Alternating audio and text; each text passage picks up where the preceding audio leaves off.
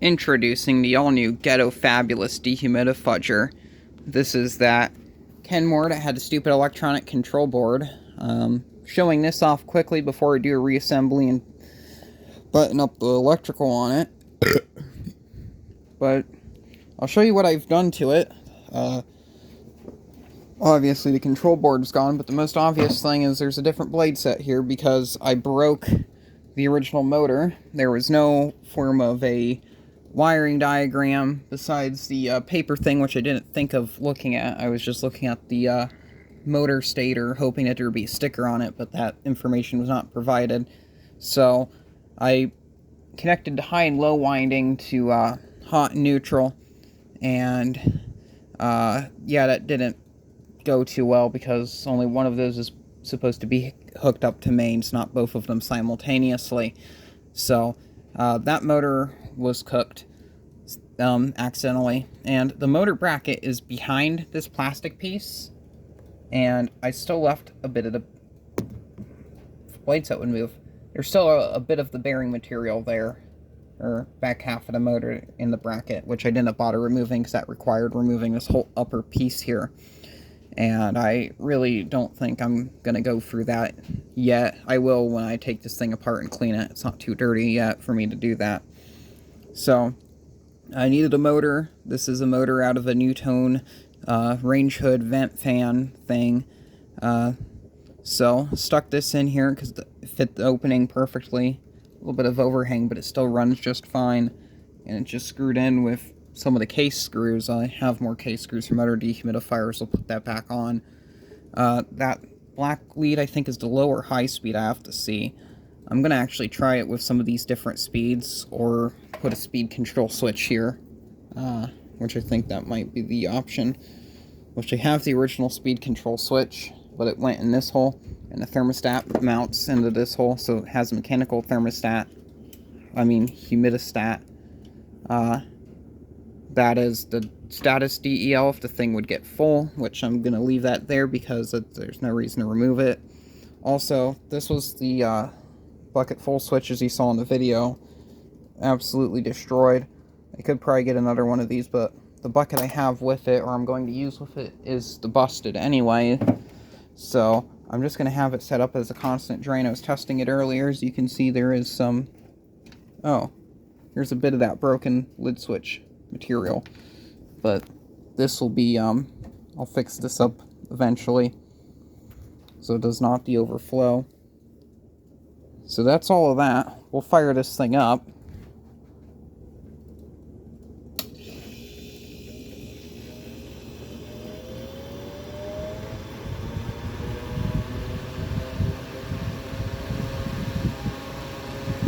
Now the only thing I'm really worried about on this unit is we have the humidistat right there past where the fan is blowing out all the air at. I'm afraid once I get the case on it might short cycle or something.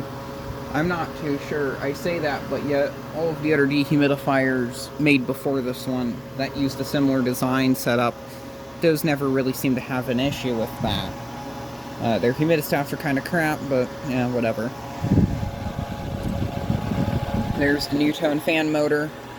This LG reciprocating compressor is almost dead silent, like the one in that Gold Star that I showed at work. So I don't know if I'm going to make those videos public yet or not.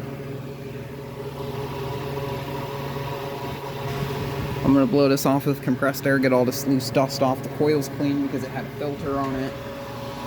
This machine seems to be pretty low hours, but the control board definitely didn't fare too well. I really don't want to cut these wires off of the power cord here, so I'm debating if I want to wire up this other power cord into the unit, or if I'm going to keep this on and then use all the connections from that. All the connections will be in this metal box here, so they're out of the way, they won't get hit by the fan or anything. But those two wires come off the humidistat. These are the mains that go into the unit. And then these are the earth connections, which I'll probably save those as well.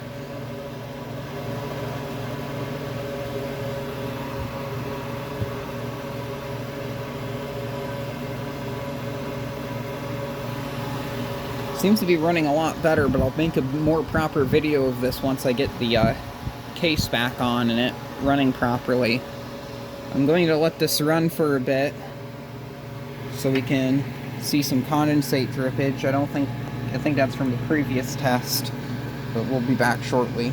So I did run this earlier today, but what we were having issues with when we were testing it is it only get up to about here in terms of the coil sweating, and then it would stop because after 2 minutes the thing just died.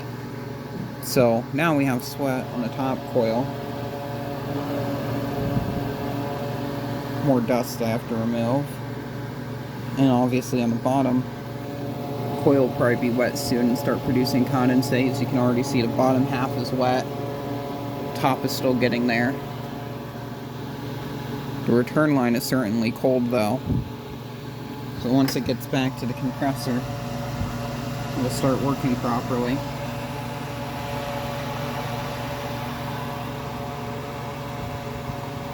Oh, there is a wiring diagram here.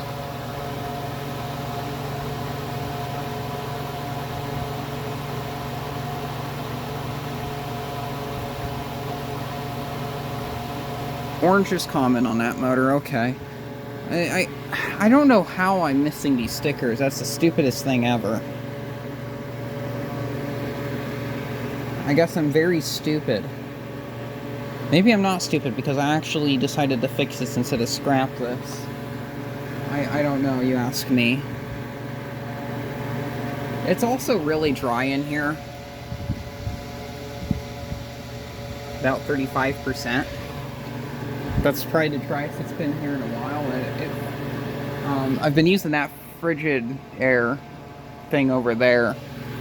That's what's been keeping it dry. After that rainstorm, it's starting to work a bit better. A lot of these cardboard pieces are still damp from the fluting.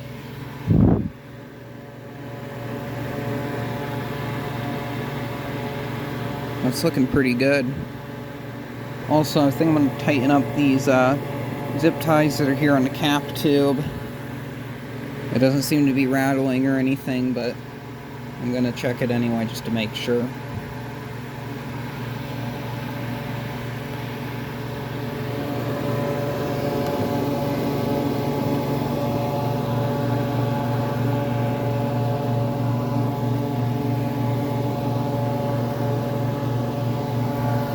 I think this is where these drip out at, is over on this side.